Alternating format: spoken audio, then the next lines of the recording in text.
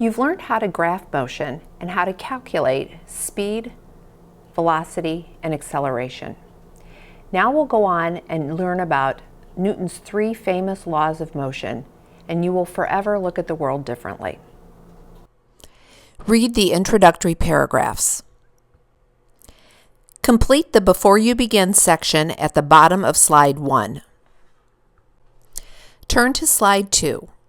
Open up the PDF of the Holt Physical Science textbook in the About tab of Google Classroom and read the sections indicated after each law. Record important information about each law and provide 2 examples. On slides 3 and 4, you will find the data table. I will work through activity 1 with you and then demonstrate the remaining 8 activities for you to describe and decide which of Newton's laws best describes the motion seen. The instruction card for the first activity tells me to push down on the tail of each of the grasshoppers and make it flip. I start with the smallest one.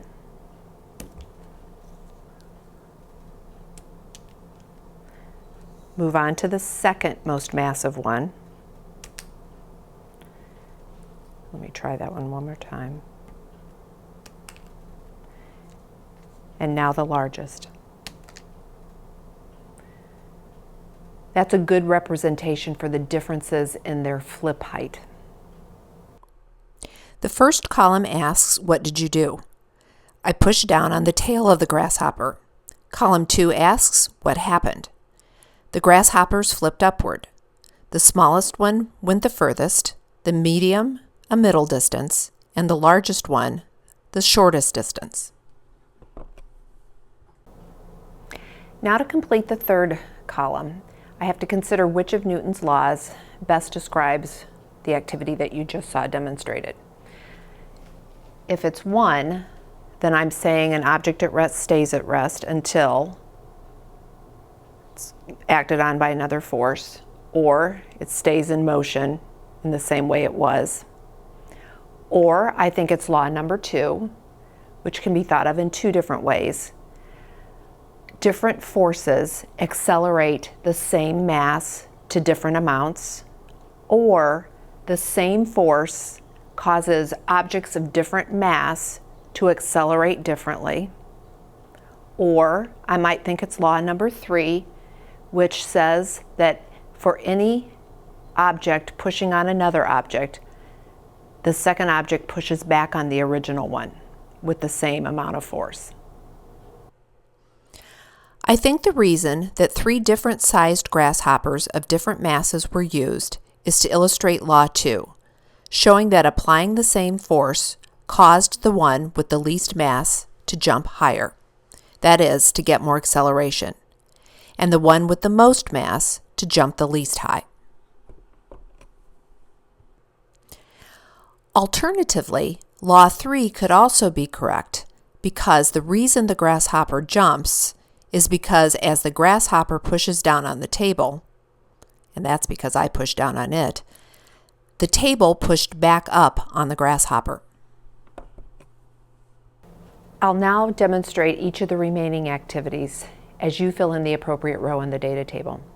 This is activity 2. It has me push a hoop out of the way and see the effect on the washer perched on top of the hoop.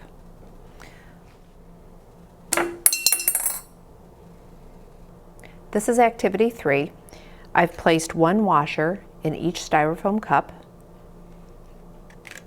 Now I'll apply equal force to each cup.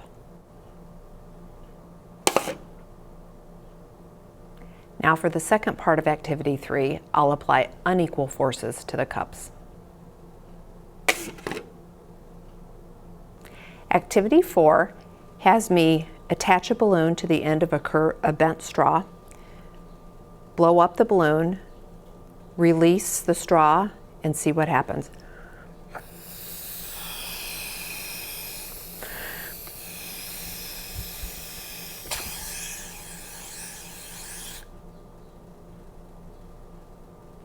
Activity 5 has me place an index card on top of a cup and place a coin on top of that index card, and then pull the card off to the side and see what happens to the coin.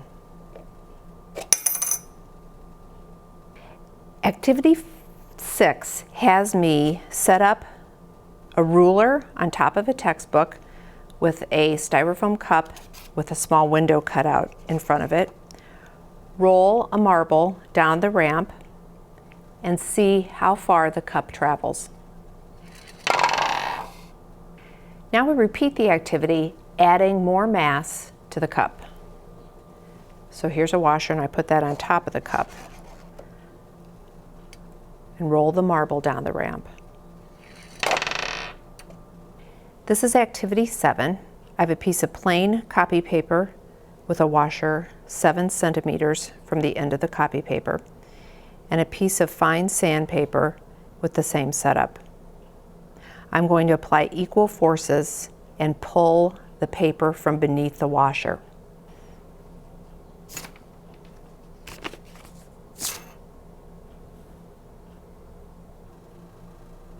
For activity 8, I'm instructed to attach a spring scale to a place that's not movable and to attach a second spring scale to the first, pull on the second spring scale, and read the force generated on each of the spring scales. So this scale is reading 4.2 newtons, and this scale is also reading 4.2 newtons. Activity 9 has me put a wad of paper on the front hood of a toy car and pull slowly with a string.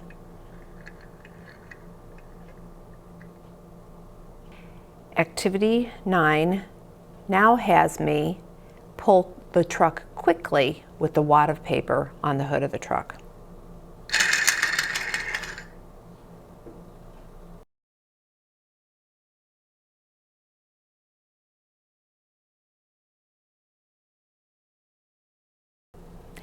Now you can go on and finish answering the questions on slides 5 and 6.